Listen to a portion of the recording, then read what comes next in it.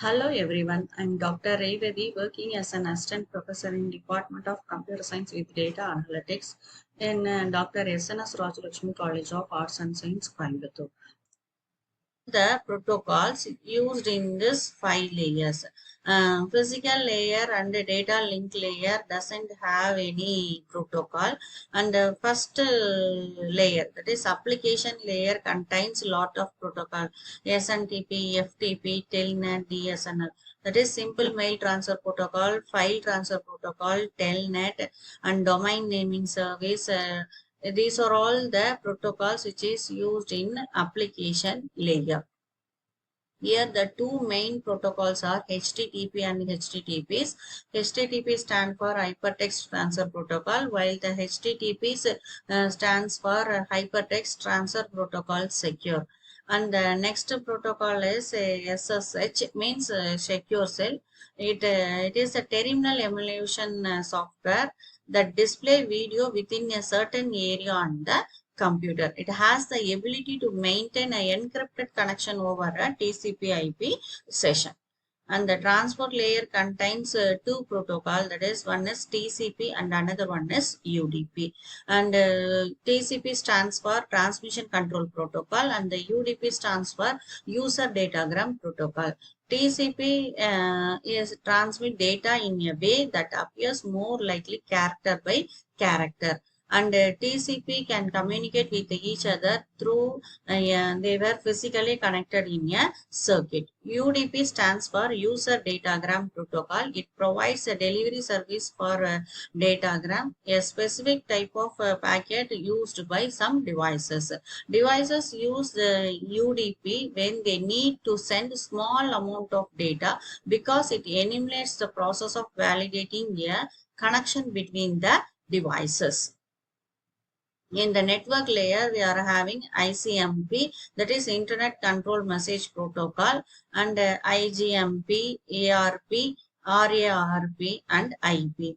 This ICMP provides information about the network problem they are experiencing. Finally, protocol as ARP. ARP means Address Resolution Protocol, and it finds the hardware address of the device using its IP address. RARP in the sense Reverse Address Resolution Protocol, which is used in the receiving side to reverse the same process. And all this network forms a TCP IP protocol. Next one is difference between TCP and IP. What are all the features? The purpose of TCP ensures reliability, order, and error checking delivery between applications. But in IP, it provides addressing and routing of packets across network. In TCP, IP is a connection oriented type, but in IP, it is a connectionless protocol. And TCP manages data transmission between devices that ensures data integrity and ordering. But in IP, it routes packets of data from source to the destination based on the IP addresses. TCP/IP handles error, includes error checking and recovery mechanism. But Internet protocol, there is no error checking process because it doesn't handle errors. In TCP/IP, it can have a flow control mechanism, but it is not available in the IP address. The conjunction control helps TCP/IP to manage network congestion, but it is not available in the IP also. And data segmentation, it divides